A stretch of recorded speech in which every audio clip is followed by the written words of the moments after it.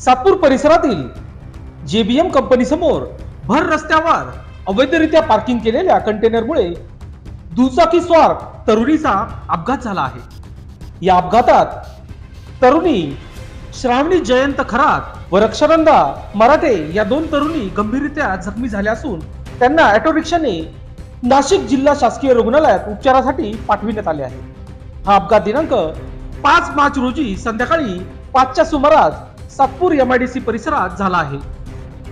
Satpur Ambad MIDC परिसरात वर्दळीच्या रस्त्यावर असेच बेकायदेशीररित्या कंटेनर ट्रक सर्रासपणे पार्किंग केली जाते आणि त्यामुळे अनेक अपघात होऊन नागरिकांना जीव गमवावा लागत आहे.